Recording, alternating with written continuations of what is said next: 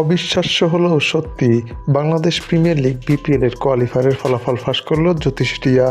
দর্শক, Bangladesh premier league BPL এর কোয়ালিফায়ারের ম্যাচে সিলেট টাইটান্স মুখোমুখি হবে রাজশাহী ওয়ারিয়র্সের। এই খেলাটি অনুষ্ঠিত হবে আগামীকাল বাংলাদেশ সময় সন্ধ্যা 6টায় মিরপুর শেরেবাংলা ক্রিকেট গ্রাউন্ড স্টেডিয়ামে।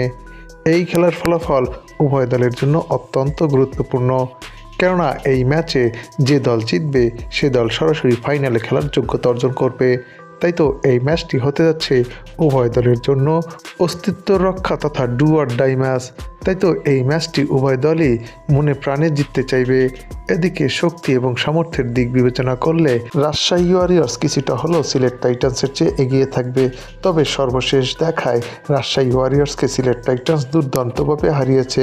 তাছাড়া ক্রিস ওকস, মঈন আলী এবং স্যাম বিলিংসের মতো প্লেয়ার টেনে সিলেট টাইটান্স কিছুটা হলেও তাদের শক্তি বাড়িয়ে নিয়েছে, যে কারণে কোয়ালিফায়ারের এই ম্যাচটি হতে যাচ্ছে তুমুল হাড্ডাহাড্ডি লড়াইয়ের।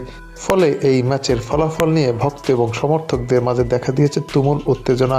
যদিও এই ম্যাচের ফলাফল নিয়ে ক্রিকেট বিশ্লেষকদের মতে রাজশাহী ওয়ারিয়র্সই এগিয়ে থাকছে, তবে সবাইকে চমকে দিয়ে এই ম্যাচের ফলাফল একদিন আগেই ফাঁস করল জ্যোতিষী টিয়া। টিয়াটির সামনে দুই দলের পতাকা সম্বলিত খাম রাখা হলে টিয়াটি সিলেট টাইটান্সের পতাকা সম্বলিত খামটি তুলে নেয়। তাই বলাই যায় টিয়ার ভবিষ্যৎবাণী সত্যি হলে আগামীকালকের কোয়ালিফায়ারে সিলেট টাইটান্সই জিততে চলেছে রাজশাহীর বিপক্ষে। তো দর্শক, বিপিএল 2026 সালের কোয়ালিফায়ার 2-এ কে জিতবে, রাজশাহী ওয়ারিয়র্স নাকি সিলেট টাইটান্স, তা আপনিও জানাতে পারেন আমাদের এই চ্যানেলের কমেন্ট সেকশনে।